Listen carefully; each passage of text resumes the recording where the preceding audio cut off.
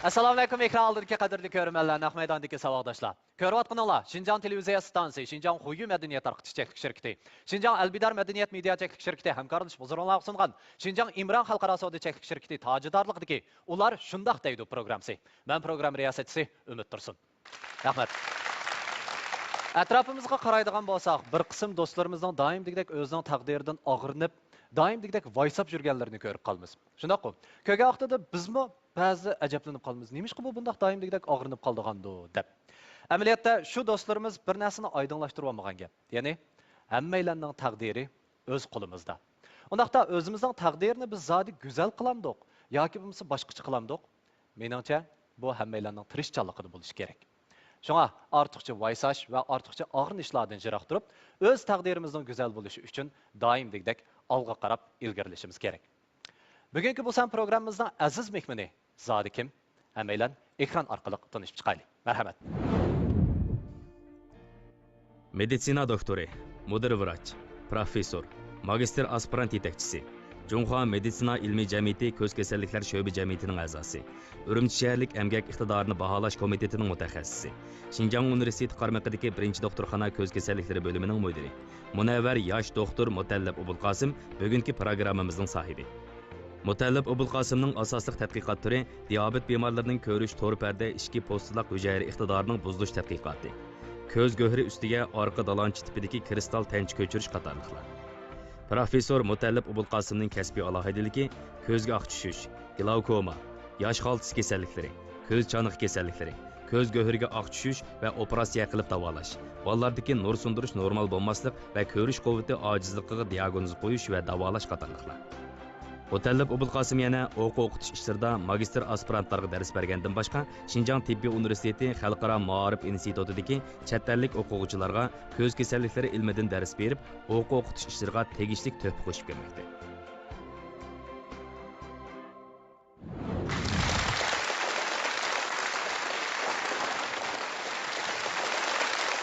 Fenandaqda qizg'in olqishlarimiz bilan bugungi aziz mehmonimiz Mutallab Obulqosimni sahnamizga taklif qilamiz. Marhamat.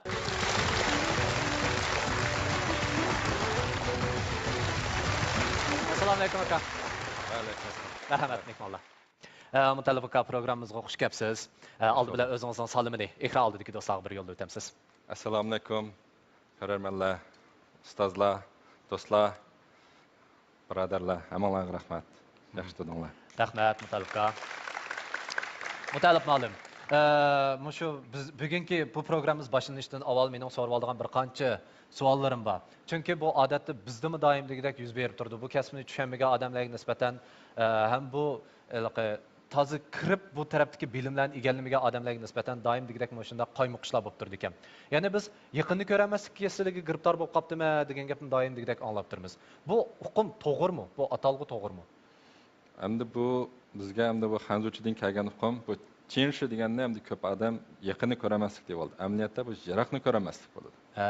Aslida jiroqni ko'ramaslik kasal deyish kerak. Shundaqmi? Ammo yaqinni ko'ramaslik deb xato qo'yib olgan. Undaqda yaqinni ko'ramaslik kasali debmi kasal bo'lma? Yaqinni ko'ramaslik, ammo jiroqni ko'rish deymiz. Jiroqni ko'rish. Ondan jiroqni ko'ramaslik kasali deb ikki turga bo'lindi. Endi buningga yana nur jig'anmaslikni qo'shsak, endi bu ko'zningki ko'rish sohasidagi 3 xil nur bilan munosabatli kasallik bo'ladi. Nur bilan ko'ramaslik. Ondan mushu materiallarni ko'rgan vaqtimizda maktabda o'qiyotgan savodashlarning bo'lib, boshlang'ich maktabdan to'liqsizdan to'liq o'tirgan, onda oliy maktabga chiqqan vaqtida dal mana shunday ko'ramaslik, masalan, jiroqni ko'ramaslik kasalligining nisbatining bo'lgan sari yuqorilayotganligini ko'rib turdik ekamiz. Shunday sonliq ma'lumot va statistikalarda ko'rinib turdi ekan. Undaqda buning sababi zodi nimadir? Endi buningki nurg'un omillar bor. Endi cho'ng soatdan asab ersiyat bilan munosabatlik. Ersiyat bilan. Ota-onasininki ishkilisida jiroqni ko'ramaslik bo'lsa, bolalarda bunday bo'lish nisbati ham sal yuqori bo'ladi. Undan boshqa ham yemak-ichmak. Ozuqlanishga diqqat qilmasmi, ozuqlik yetishmaslikdan bolalarning yetilishiga ozuqlik yetishmagan vaqtida bumi bir sabab bo'ladi. Hozir ham ko'pinchisi maktab bolalarining eshib ketishiga asosiy sabab shu ko'zni yaqinqilam ishlatish. Jiroqqa ishlatmaslik sababini bo'ladi. Kitob ko'rib, shu Hamda shu sinfning ichida yoki bo'lmasa uyning ichida shu kitob ko'riblar, ko'zni shu yaqinga ishlatib, jiroq ishlatmaganlik sababidan jiroqni ko'rolmaydigan bunday ahvollar bo'lib qoldi. Mana yuqoriroq doirani olsak, ham Darwinning ta'limoti bo'yicha aytganda, ishlatgan a'zolarningki iqtidori bag'ansir taraqqiy qiladi. İşletmeyenlerden rol mutlashib ketadi. Endi bizlar bolalarni uyga solab, sinfga solab, 5-6 metr eshib kelsa 10 metr doirada ishlasak, bu shu 10 metr doiraga loyiq ko'z bo'ladi. Agar biz tomning sirtiga chiqib harakat qila olsak, u chaqda bu jiroqni ko'radigan ko'zlar jiqroq bo'ladi. Shuningga doimdagidek bizga tavsiya qilingan shu materiallarni ko'rishimizcha, kitobni ko'rib ma'lum vaqt o'tgandan keyin cho'qim ko'zni oromga oldirish uchun derazadan sirt qarab, jiroqlarga qarab turish kerak, qarab berish kerak deydigan shunday ahvollarning masalasi dal mana shuningdan kelib chiqqan ekanda. O'sha jiroqni ko'rmaslik kasalning oldini olish uchun mana shunday harakatlarni ishlab turishimiz kerak ekan. Undaqda hamda bugun sizning so'zlamoqchi bo'lgan temangiz bo'lsa, tadbiring qandoq bo'lsa, taqdiring shundoq bo'ldi degan gapkan. Sizning ko'z kasalliklari doktorligi bilan shug'ullanib qilsangiz yoki bo'lmasa mushu kasb bilan shug'ullanib qilishingizda sizning taqdiringizda o'zgarish bo'lganmi? Buningda bir necha yerda o'zgarishlar bo'lgan. Bir qancha yerlarda o'zgarish bo'lgan. Undaqda zodi qaysi taraflarda o'zgarish bo'ldi? Sahnimiz sizga qoldi. Marhamat. Rahmat. Endi bu hammamiz bilamiz, bizning hayotimiz faqat 30 ming kun. Mush 30 ming kun mush cheklik hayotda endi biz o'zimizga muvofiq keladigan manzilni qandoq bekitimiz? Shu 30 ming kun ichida balkim buningdan jiqroq planlar, arzularimiz bo'lishi mumkin. Shu arzularni qanday birdan qila olamiz, mushunga tadbirlarni, yo'llarni qanday topamiz? Bu endi nihoyat muhim. Endi mushuni bekita olsak, mushunga qarab endi o'zimizningki planlarni birdan ijro qiladigan bo'lsak, biz tirishib plan o'zimiz sijillikni saqlaydigan bo'lsak, cho'qim biz hayotdagi g'oliblardan bo'la olamiz. Endi mushu jarayonda-chu desa, endi bizningki atrofimizda nurg'un yaqin odamlarimiz bor. Ota-onalarimiz bor, ustozlarimiz bor, har qaysimizningki o'zimiz yaqin o'tadigan do'stlarimiz, urug' tuqqanlarimiz bor. Ashularmi-chu desa, ba'zilari bizdan baldu bir safarga chiqib bo'lgan. Ba'zilari ba'zi safarlardan yongan. Shun ularningki tajribasi bor. Bizga o'rgatadigan narsalar bor. Shun ulardan agar yaxshi ularning gaplarini anglasak, ba'zi bir nasihatlarga quloq soladigan bo'lsak, biz mangadigan agar yo'llar aziyib, nishonga balkim balduroq yetib berishimiz, u nishonga yetib bo'lgandan keyin yana bir nishonga, yana bir qaytadan bir tadbir planlarni tuzishimizga imkoniyat yaralishi mumkin. Shu nuqtadan ilib aytgan vaqtida endi meningki rahmatlik ota-onam ikkilisi doktor. Çünkü kichik vaqtlarimda bularningki endi kech kunduz minnatsiz holatda ardim taldim demay, shu bemorlarningki davolash ishlariga bularni endi nanalardan endi bular Qashqarda har qaysi noiladan izlab kelganlarni ham kechi demay, tamoq yeyotdim demay, ayndaq chiqib ularning oldiga chiqib davolaydigan, diagnoz qo'yadigan ishlarda ba'zida endi og'rinsaqmi, lekin ba'zida endi saqaygan hojatdan chiqqanlarningki bemorlarning qaytib kelib biz ota-onamga shundoq minnatdorlik kulimsirashlar bilan bayqashlardan bu qilgan ishlarimningki naqadar ulug' ekanligini his qilatdim-da. Shuning bilan bu kichik vaqtlarimda endi nammo bu hayajonlanib dadamdan, "Dada, menmi bir usta doktor bo'la olamdimi?" da meni bir so'rab bakkan savollarim bor. Bu savollarni mening bolalarim mendan so'rab bakkandan chiqadi. Shu chaqda dadamning degan gap esimda. Sen terish plan o'qiydigan bo'lsang, cho'qim o'zing yaxshi usta doktor bo'la olaysan deb. Shuning bilan bu terishib o'qisam yaxshi bo'ladi ekan deb terishib o'qishga boshladim. Uyg'ur xalq cho'chaklarga amraqdim men. O'qish jarayonida endi beliki kuchlik birini yengidi, belimi kuchlik mingni yengidi degan ideyaning ta'sirida bag'ansir kitoblarga yepishib ketdim. Oxiri yaxshi o'qidik, o'rta maktablarni tugatdik, oliy maktabga imtihon berdigan vaqtida terishdik. Oxiri alil alaliq natijasi bilan bizlar imtihonni berib bo'lib, nomerimiz chiqqan vaqtida o chaqda hozir o'xshash endi arzularimizni to'shtiratdik-da.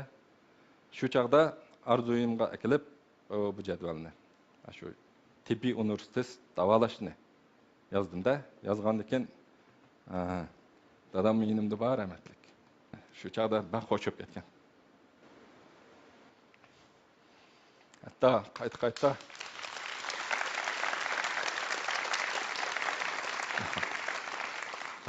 mendin özününki şundaq faxrlanganligini ifadalab ketgandi. Hem de hazır oylap baksam, bizninki bu arzularımız, armanlarımız bizninle olmasdan, yana bizge münasebetlik, ana ata-anamның mı arzusu kende? Şunun bilen hem de okup ketdik, ali mektep kirgendan keyin bizler hem de o'rta maktabda ma'lumlar tayyorlik kirdi. Bugungi programma bu darsni so'zlaydi, bizga xuddi kalını ichib qo'yib, ko'kirtib qo'ygandek quyib berdi-da.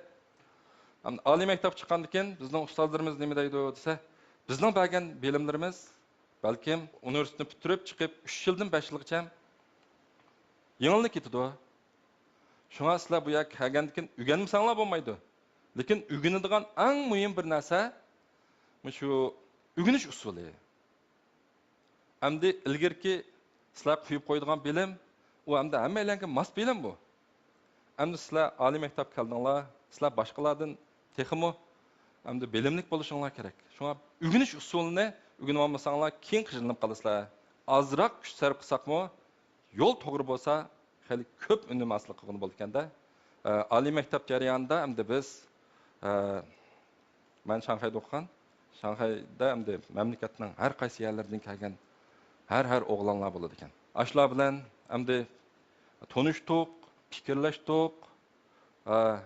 Ondan keyin shu desa, ular bilan samimiy holatda, do'stona, barobar holatda nurg'un narsalarda muzokaralarni ilib bordik. Oliy maktabni tugagandan keyin xizmatga taqsim qilishlar bo'ldi. Xizmatga taqsim qilgandan keyin shu Shinjon tibbiy universitetiniki birinchi tarmoq doktoring ko'z bo'limi keldim. Terishchan ham jafakash ustozimiz professor Batir Aysandin hamda o'zim ishlab o'tgan vaqtida so'ragan savolim bor. Ma'lum, hamda qanday qilsam bir xalqning kesilini bir davolay oladigan bir ko'z doktor bo'laman desam, sen faqat seni tanıydigan atrofingdagi odamlar shu ko'z kesili to'g'riliq biror masalaga to'g'ri kelganda, mutallib batdi, men shundan so'rab baqay, ya shuning qishig'i apray deydigan holatga yetsang, shuning o'zi kifoya. degan. Shu jarayonlarda hamda kasalni ko'rgan sari har bir kasal bizga nisbatan bir imtihonga o'xshaydi. Shu kasalni qanday qilib tepib chiqish. Shu kasalni tepib chiqqandan keyin qanday qilib qisqa muddat ichida unumli holatda buniga davo tepish bizning o'ylaydigan birinchi ishimiz. Bularga kirishdik, ustozlarimiz o'rgatdi, materiallarni ko'rdik. Onun ikinci olsa bizmi asta-asta ustozlarning orqadan boshqalarga o'rgatadigan holatga kirdik. Bilimimizningki qancha cho'ng bo'lgan sari bizningki intiladigan doiramiz, chetiladigan doiramizning texmo yo'g'on, kangri bo'lganligini his qildim. Endi hozirgacha hamlik esimda bizningki al qoyil bo'lgan professor Xalmurat Qo'pur mening ustozim bo'ldi. Bu odam har qatim menga dars berganda, men chaqirganda deydigan gapi, qildingmi, etdingmi deb men deb bo'lgandan keyin, meni quvvatim, o'qib qaytdim desam, kulib ketdi. Sen boshqalar bilan tang mengyapsan hozir. Bu senda hech qancha ish emas. Sen atogin boshqalardan azroq oshgan vaqtida sening qiyinchiliking teg'im ashudi. Agar sen boshqalardan xilijiroq ishib ketsang, andin boshqalar seni mantoq qilib yutibdi deydi. Sana hurmat qo'zg'ildi. O'zingning devog'ini hisob emas deb o'rgatgan. Shunga hamda biz hozir o'rtog'allar maktabda hamda hammalar tang ilgirlab o'tishlarda bu chaqda hamda birsin qaysinglarning kelgusida olim bo'ldiganlik aniq emas, lekin cho'qim olim chiqdi. Birsiningdan sal ishib ketgan vaqtida shu bo'lsa, yana shu holatni saqlash unchalar oson emas. Qiyinchilik aslab oshgan bo'ladi. Hamda ravurs ishib ketish uchun jiq qiyinchilik ketadi, jafo terish ketadi. Mush vaqt ichi bo'lsa, qolganlar sizlar uchun chavoq bo'ladi. Partiya hukumatimizning g'amxo'rligi bilan bizningki tibbiy universitet, birinchi doktorxonalarniki rahbarlarningki ko'ngil bilishi, yo'l qo'yishi, bizlarga hamda fursat yaratib berishi bilan oxiri 2013 yil 12 oydan boshlab Germaniyada hamda 8 oylik tarbiyalanish fursatiga bo'ldim. Hamda u yerga berib o'zimninki yetakchisi bo'lgan professor doktor Franz Gren onun bilan uchrashib shuni bildimki, u odam shu men chiqqan yillari shu Yevropa ittifoqininki shu glakoma ko'z sohasiniki kasal glakoma jamiyatininki raiskanda bundaq to'g'ri kelib qolgan bundaq esil fursat meni texmi ruhlantiryapti. Bu odam hamda bizlarniki bo'yicha bo'lgan vaqtimizda professorlar hamda undaq cho'ng odamlarga uchrashish, ular bilan so'zlashish nihoyat tas bo'ldi. Biz aloqalashib turib, "Ba degan kunlar bordim, men baldu kelib qoldim-ku" deb ular 8da chiqishdi deyilganki, men 7 bilan borsam, u odam mendimi baldu berib saqlab turibdi. Berib men keldim degandan darhallam kirsin deb men kafe içemse, çay içemse deb mening o'zimni arayim qo'yib, narsani qo'ygandan men shunday tatınıp kelsam, "Tatınma. Sen bizni kelding, nima maqsading bor, qanday qilmoqchi, nima ishlarni qila olaysa, u bu" deb men bilan yarim soat ravrs o'tirib, paranglashgandan keyin meni ahvolimni egallab olib, "Mang" deb mandi. "Nega mangmaysiz desam, "Sen endi doktor ekansan, birinchi bo'lib bizning operatsiyaxonamizni ko'rishingiz kerak" deb operatsiyaxonaga ichirib ketdi. Shuni operatsiyaxonaga kirib bir bulonda tursam, "Mayoq kel, operatsiya qilib boqmag'im" dedi. "Qilgan desam, unda qo's men bilan chiqsan" deb. Mening mayada xayolimda borda, bu yerdan chet elga chiqsa, chet elda bu davolash deganga yaqinmi keltirmaydi deydigan bir xayol. U yerda turib cho'chib ketdim. Bu biroqlan bu meni operatsiyaxonaga ichirib ketdi-ku deb. Keyin o'qsam, u odammi meniki o'zimninki tushuntirishlarim qarab, mayalatga ba'zi bir Germaniyadan kirib chiqqanlar bilan deyishib, menim ancha-muncha o'qish baqqan odam ekanda bu. Shuni biroqlam kirishib ketdik. Nihoyat do'stonlik bilan o'zaro hurmat qilishib, vaqtmi nihoyat tez o'tdi. Men borgan Würzburg universiteti deymiz. Biz universitet deganda bir shaharning bir qismi desak, ularninki bu Würzburg universitet shaharchisi ekan. Bu shaharning hammasi shu bir universitetga qaraydi ekan. U shaharda aran 130 necha ming nopos bor ekan. Lekin shu shaharning o'zidan endi biz o'zimiz biladigan biz doktorlar rentgen nurini kashf qilgan X-quang deymiz-ku. Shuni kashf qilgan rentgen apandini o'z ichiga olgan 23 odam, 23 olim Nobel tabiiy fanlar sohasida mukofotga erishgan ekan. Shunga ulardagi bu nihoyat tirishchanlik, samimiylik, onundan bir ishlardan utuq qozonganda o'zidan mag'rurlanib ketmasdan, balki nihoyat ehtiyotchanlik bilan kelarki, budaqim o'zininki muddasi uchun davomli tayyor holatda turadigan bu ruh menda nihoyat cho'nqur ta'sir qildi. Hamda hukumatimiz, partiyamizniki parlaq siyosatniki sohasida hozir har darajalik doktorxonalarniki shu asbob uskunlarimi bag'ansir yangilanib, bizningki xalqimizningki kun sari ish berayotgan shu sog'lomlik davolanishga bo'lgan ehtiyojni qondirishga bag'ansir moslashyapti.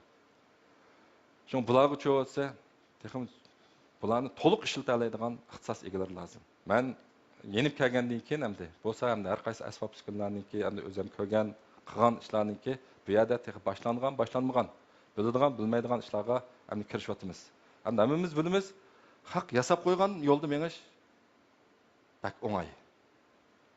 Lekin o'zi bir yo'l yasash unchalar oson emas ekan. Lekin shu manzilni ko'rgan ekanmiz, yo'l bo'lamdi, bo'lmamdi, shuning qartab intilishning o'zi hamda bu nima desa, bu arzu bo'ladi ekan. Bu arzu bizning taqdirimizga aylanamdi, aylanmamdi, hamda bu o'zimizningki qo'limizdagi tadbir planlarimizga bog'liq bo'ladi ekan. Rahmat.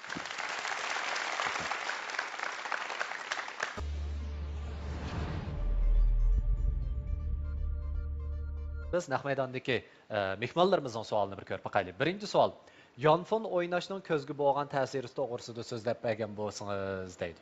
Hamda yonfonninki bizningki turmushimizga olib kelgan qulaylikni hamda men demasam men maylan bo'ldi. Uchur deganda hamda hozir ketib yetib, "Maya turamdoq, aya turamdoq" degandek xili jiroqlik odamlarmi birdamdan birisi-birisidan tepishib bo'la oladigan.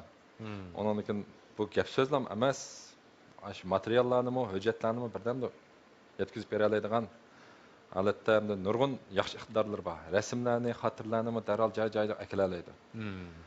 Biz buningdan obdan foydalanyapmiz. Endi buni bu ro'yobga keltirib bizlarga taqatganlarning qishiga borsak, ular kitobdan ayrilmoqda. Yevropada, bo'libmi Germaniyada kitob ko'rish bir xil ijtimoiy kayfiyat ekan. Baka bo'lib qolsa kitob ko'radigan, cheniqadigan aynoq ishlar bo'ldi ekan. Jimjitlik bu butun shu davlatni qoplagan bir xil cho'ng bir kayfiyat ekan. Endi bizning hozir cho'tsa, hammadan telefon qarasak jimjit bo'lib ketamiz. Lekin o'zimizni kontrol qila olmayotganmiz. Bo'libmi bizning mening oldimga keladigan bemorlarning ko'pinchisi cho'tsa, boş yanfını cık körüvetkellik üçün deplan başlaydı gaplar. Birincisi körüş kutu çıktı. İkincisi hem de köz kuruyduğun, yetişidiğin. Közününki körüş seziminden başka özününki rahatlık seziminden mi yoktu koydu. Şu an da bizden deydiğen gapimiz yanfından doğru faydalansak. Bununki yaxşı tarafından önümlük faydalanıp, bununki şu yanfında mayli qandaq rangi tanış olmayli, bundan çıkan sün'i nur adamninki müngüz perdesi deymiz, közden körüş tor perdesi deymiz, bo'lapmi körüş tor perdesideki seriq dağını asanlam zahmlandırıp koydu. Şu anda yaqında bir parazda yanfını jiq oylaganlarning ko'zida o'sim paydo bo'lishi mumkin deydigan bir parazni o'tirib qo'yib qo'ydi. Şu anda onun bo'lamdi bo'lmamdi bu bundan keyingi kuzatishlarga bog'liq. Lekin endi bizning demoqchi bo'lganimiz yanfını ishiladigan vaqtida ishiltin. Qo'yadigan vaqtida qo'yib, hammamiz nima ish qilmoqchi bo'lsak, bizning salohiyatimiz nima bo'lsa, shunga loyiqroq ishlasak bo'ladi. Bo'lmasa, eng oddiysi ham ko'rish quvvatini qo'yib tursak, biz odatda mashina deganda, yanfon qaraganda, kompyuter qaraganda bizningki ko'zningki chimildash qatim soni azayib ketadi. Normal ahvolida bizda 1 minutda 15 qatimdan 20 qatimgacha ko'z chimiltamiz. Shu orqali ko'zimizning yosh suyuqligi va ozuqligini ko'zning sirtqi yuziga tartib, ko'zni nurliq holatda saqlab turamiz. Hamda diqqatimizni yig'ib eng yaxshi o'yinlarni o'ynayotgan minda qilib o'ynab kelsak-chi desa, 1-2 minutda bir qatim lip qilib qolmasa, ochiqalat turaverdi. Mashina degandimi o'zimizning hayoti boshqalarning hayoti uchun mishna qarab qolamiz. Ma ishlar hamda mashina deydiganlar, men yanfini o'ynab qolsa, bu ikkisi qo'shilib ketadi. To'g'ri. Shuning uchun bo'lsa bizning oldimizga hozir ko'zam qadildigan bo'lib qoldi, qichishadigan bo'lib qoldi. Asan yashang'iraydi deydigan mush ishlar kelyapti. Shunga biz shu yanfini ishlatgan vaqtimizda cho'qim normadan oshirib o'tib ishlatmasligimiz kerak ekan. Yoshlar vakilining qanday savollar bor, qanday o'y fikrlar bor? Alloh baqayli. Qani, marhamat. Assalomu alaykum, Mutalib aka. Alaykum Men yoshlar vakili Dilshod Najmiddin. Bizga o'xshash meditsina kasbida o'qiganlar o'qish bitirgandan keyin o'quvchilikdan doktorlikqa aylanish jarayonida qaysi shartlarni hozirlashimiz kerak? Biz uchun eng muhim bo'lgan nima? Bu yerda qisqacha to'xtalgan bo'lsangiz. Endi Najmiddin sizlar o'qish bitirib bo'lgandan keyin bu hozir salohiyat joyiga kelibdi. Lekin endi haqiqiy turda bu kasb kirishda endi tibbiy universitet kirgandimi? Shu asosan kallada paydo bo'lishga ham shu jarayonda boshqalardan o'rganib buni hozirlanayotdi. Balkim hozirlanib bo'ldi. Lekin bizning yana deydiganimiz o'quvchilikdan doktorlik bu yerda bu salohiyat cho'ng bir o'zgarish bo'ladi. O'quvchilikda sizda mas'uliyat yo'q. Doktorlikda hamma mas'uliyat sizda bo'ldi. Yani ma'lum mezgilgacha sizning yani yuqori ustozlaringizning og'ziga qaraysiz, lekin yani sizda mas'uliyat bor. Shu mas'uliyatni ustiga ilishga boshlagandan keyin buni bizning eng deydigan muhim nimamiz sizda hayotlikqa bo'lgan, hayotlikni suydigan bir xil ruh bo'lishi. Ondan keyin shu bemorlarga ko'ynadigan samimiy hissiyat bo'lishi kerak. Shunday bo'lganda siz kasbingizdan quti qozonaysiz, buningdan yerib charchashni vaqtida pasayta olasiz. Rahmat. Assalomu alaykum, Mutalib ma'lum xush kelibsiz. Men yoshlar vakili Nurjamal Amud. Navbatdagi uchur davrida shu internet tor doktorxonasi degan shu davolashninki taraqqiyotga qanday qaraysiz? Andan keyin sizningcha bizning avtonom rayonimizdami shu xil davolash usuli qanday ahamiyatga ega shu haqida bir tushunchangizni anglab baqqan bo'lsam. Rahmat. Bu amaliy gap bo'ldi. internet tor doktorxonasini men bunda ikki xil tushunaman. Birisi shu torda oldin kelishib kasal ko'rish. Doktorxonalar bemorlar vaqtini tejash. Mana aytganda bizning diyorimizga nisbatan bu bak muhim. Nima desa bizningki diyorimizdagi bir bo'stonliq bilan yana bir bo'stonliqning oralig'ida az bo'lganda 200 kilometr, bo'lmasa 4-5 kilometr oralig'lar bor. Endi bu davolash madaniyat markazlashgan Urumchiga nisbatan aytganda hatto necha kilometr oraliq bo'lib qoladi. Ular udul u yoqdan kelib bu yerda bir hafta 10 kun saqlab ketish bular uchun og'ir keldi. Bu tor doktorxonasida chiqib o'zining kesilini o'zininki yerlikda diagnozni asosan qo'yib bo'lgan bo'lsa, hamda tor doktorxonasininki hamda birsi oldin kelish bor. Oldin kelishda shu soatdagi kasalni qaysi doktor, qaysi bo'lim qanday yaxshi davolaydigan bo'lsa, shular bilan deyishib, shularning vaqtiga deyish bilan vaqtida kelsa, bu aniq bo'ladi. Bunday kasallar jiq bo'lib qolgan vaqtida doktor bilsimi, o'zining qancha kasal ko'rdiganligi va ahvollarni bilsa, doktorning vaqtiga tejash uchun yaxshi bo'ladi. Bu bir. Ikkinchisiga hamda yana bir xil shuniki davomi. Hamda hozir bizda shu jiroqdan diagnoz qo'yish. Shu torda kasal ko'rish deydigan bir ish chiqdi. Kasalning o'zi kelanmaydi, og'ir kasal. Yoki bo'lmasa iqtisod jihatdan mayan kelanmaydigan ahvollar bo'lib qolsa, bu bemorningki kasallik tarixi, kasallik o'zgarishi, davolash jarayoni qatorliqlarni internet orqali mayan yuqori darajali doktorxonalarga yo'llab berdi. Doktor buni materialni ko'rgandan keyin yoki bevosita doktor bilan yoki doktor ham bemor bilan yuz turani so'zlash orqali fikr egallash va shundan qarta bartaraf qilish fikrini berdi. Bu endi meningcha jiroq orliq shu kelanmaydigan iqtisodiyatdan bo'lganlarga nisbatan yaxshi. Yana birga hamda yaqinda chiqayotgan mamlakatimizningki ortiqchiligi nima desa, shu Baydu tor doktorxonasi degan bir hukmni chiqadi. Oningda cho'tsa har qanday kasal Bayduga chiqsa, doktorni biz tap beramiz, doktorxonani biz tap beramiz deb. Hamda buningki hamda taraqqiyotiga biz ko'ngil bilamiz. Bu haqiqiy yaxshi doktorxona da'vatamdi. Yaxshi doktorni da'vatamdi yoki o'ziga foyda berayotgan doktorlarni da'vatamdi. Buningga hamda munosabatlik organlar, sayyor tarmoqlari hammasininki o'rtaq kuch chiqarishga to'g'ri keldi. O bir tor bilan bu doktorlarni boshqarib ketishga men hozir sal vaqti baldur deb qarayman. Rahmat. Assalomu alaykum mutalib doktor. Men yoshlar vakili Dilbar abla. Men Urumchi Shifanur ko'z, quloq, kekirdak kasalliklar doktorxonasida ishlayman. Shu Uyg'ur tibobatida hozir ko'z kasalliklarini davolashda yana qanday ilg'or texnikalar bor? Ularniki davolash unumi qanday bo'laydi? Shuni bir so'zlab bergan bo'lsangiz. Hamda Uyg'ur tibobati bizningki an'anaviy tibobatimiz. Bu hamda bizga g'arb tibobati yetib kelishining oldidan bizning sog'lomligimiz shu kasaldan qutulishimiz uchun to'psini qo'shib kelgan. Hali ham biz buningdan yani davomliq o'zimiz keraklik materiallarni, bilimlarni olib kelyapmiz. Uyg'ur tibobatiningki hamda kasal davolashdagi mezoni odam badanida kasallik odamningki mijozi xilatining o'zgarib ketishidan paydo bo'ladi deb qaraydi.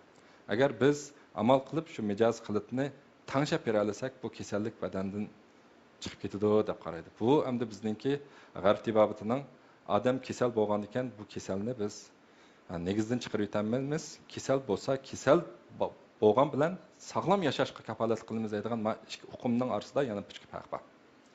Shunga Uyg'ur tibobatining kasal bo'lib ko'z kasalligini davolashda bu yana badanninki bir butunligiga diqqat qiladi.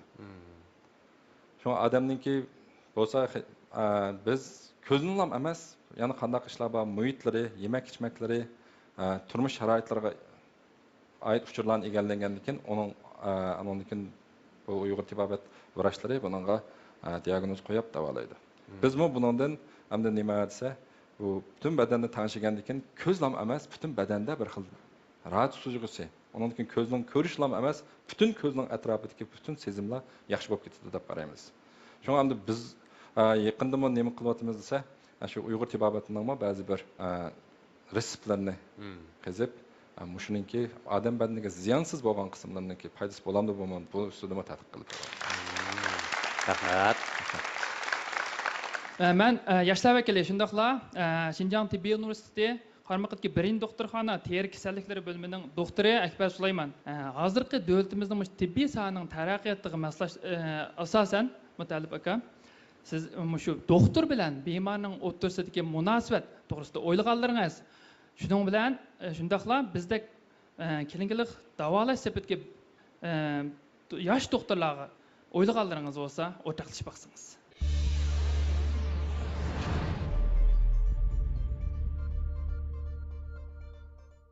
Mening qarshimda doktor bilan bemorning munosabati hayotlik munosabati.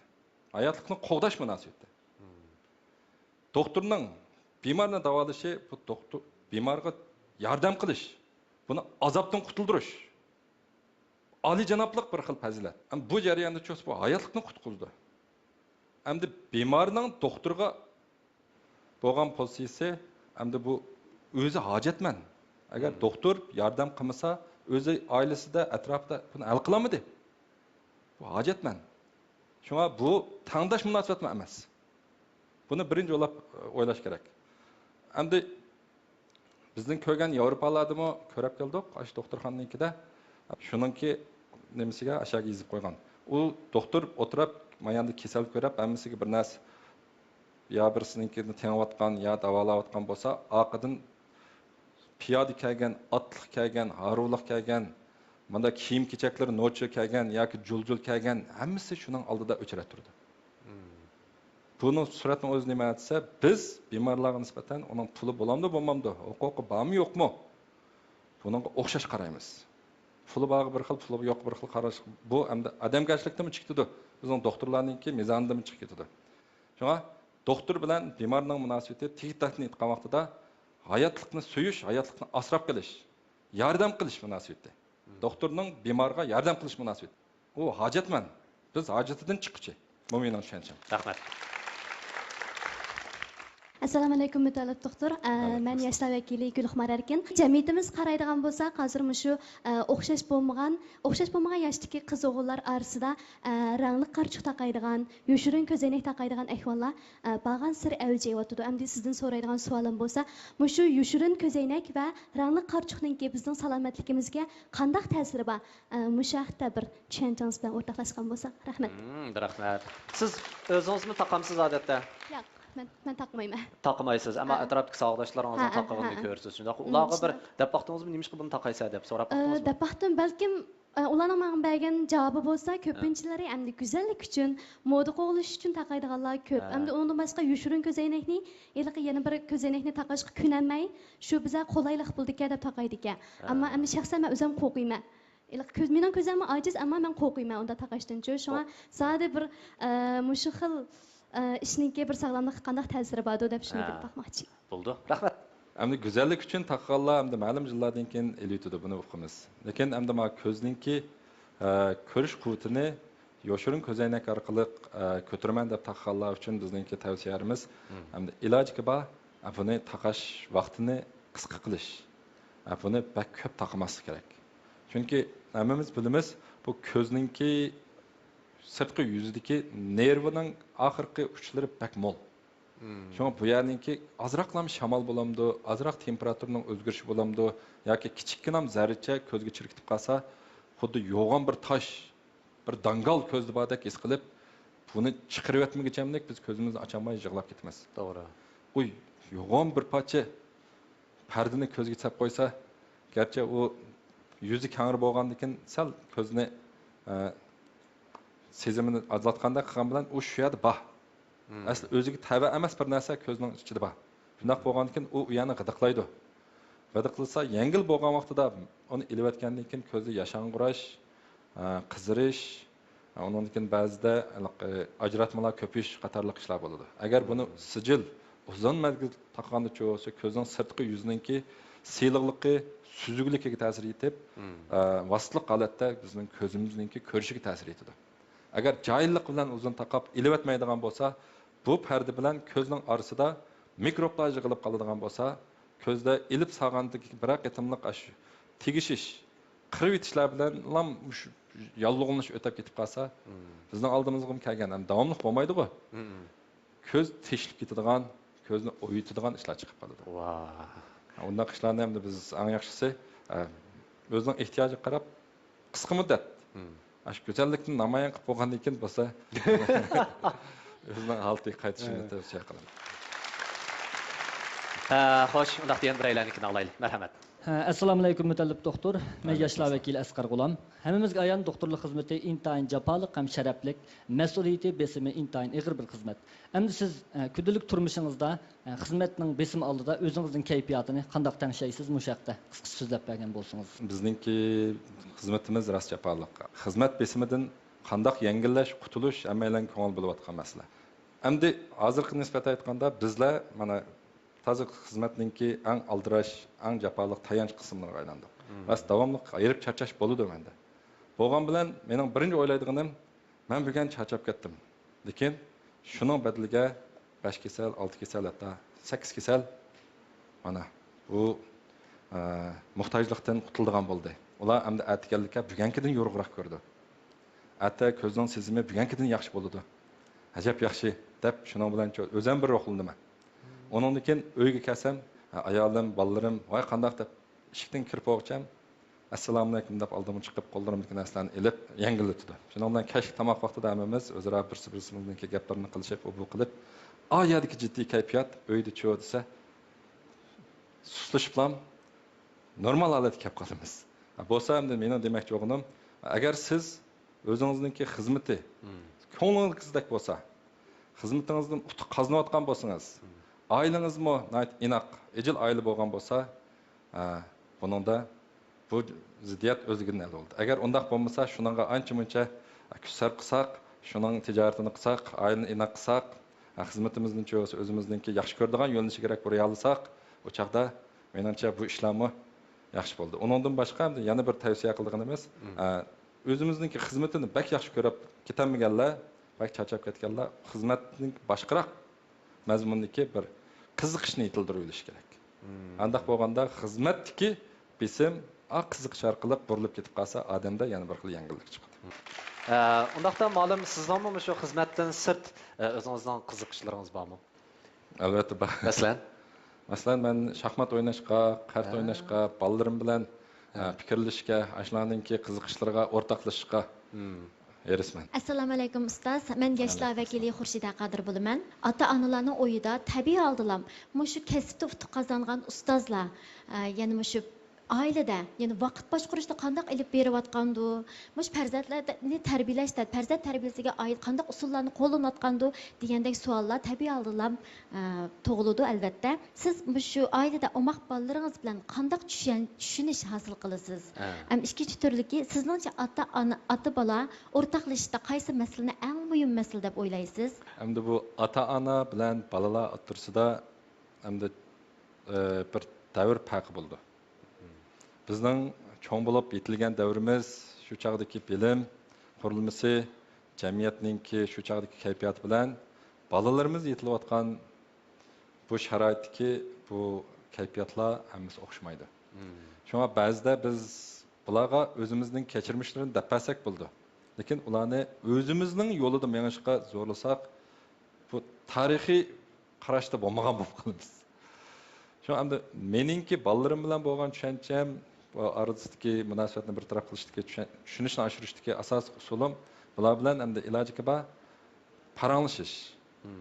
Bularning talabi nima? Buni bilish. Bilgandan keyin endi men o'zim qila oladigan nima? Buni bularga uqtirish. Shulardan endi biz o'rtoqlasha olganni hal qilish, bir taraf qilish, o'rtoqlashamaganda uningki yana ilgarilab yana fikrlashish. Bu hamda bu manda yo'g'ima taraqqiyoti bo'yicha bo'ladi. Shu hamda demoqchi bo'lganim, hamda bolalarmi o'zininki o'xshamagan yosh bosqichida o'xshamagan yetilish ongninki uyg'unish bosqichi bo'ladi. Masalan, eng kichik vaqtida bular tug'ilib, o'milayotgan vaqtida hamma narsa yangi. Bu qop-qorong'ulikda yorug'lik chiqqandan keyin hamma narsa bularga yangish bo'lindi.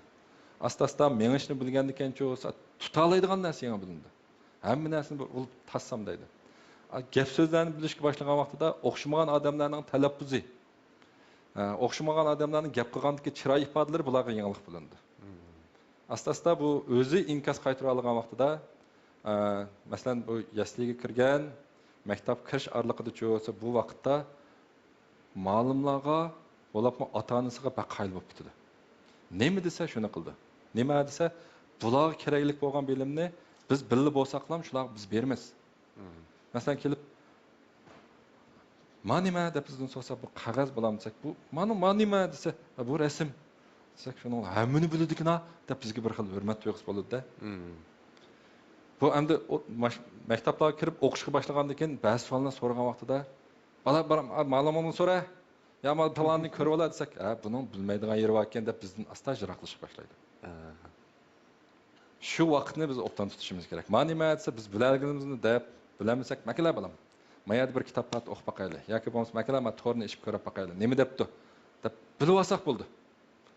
Yana bir qitimda bo'lsa, zarur bo'lib qolsa, ya bulardan so'raymiz, ya bular bizdan so'raydi. Lekin o'rganishimiz, ayada o'rganish o'rtoqligimiz paydo bo'ldi. Shuning bilan bir narsani men bilmasam, balamdan so'rayman. Balam bilmasa mendan so'raydi. Shuning bilan aramizda davr farqi o'zigidan ko'tarilib ketadi. Bu yana ma'lum darajaga kelgan vaqtida, turmush bilan aralashgan vaqtida ba'zi odamlarning yaxshi, ba'zi odamlarning yaxshi emasligini ota-onasining o'ziga yaqin turayotganini bilganda yana bizga yepishidi. Bu chaqda nima ish bo'lsa bizga kelib manda deb davasa, hargiz zerikmasligimiz kerak. Degina balam, nima dedim, nima bo'ldi? Nerede nima ish bo'ldi? Ma'lumotni nima dedi? Savoqtishing nima dedi? Bu masalani qanday hal qilding? Bu deb o'ziniki bir partida o'tgan savoqtishiga o'xshash muomala qila olsak, ya'ni orliqimiz yiqilishida. Maktab kishini maktabga apra, men yerib keldim deydigan bo'lsak ham bo'ldi, orliq berilib ketadi. Bo'lsa, bularning o'ylig'ini biz bilalasak, bizning nima o'ylig'imizni bular bilalasa, o'zaro biz-bizimizga hurmat qilsak ham, nurg'un masala meningcha o'zigidan yechib ketamdi deyman. Rahmat ma'lum.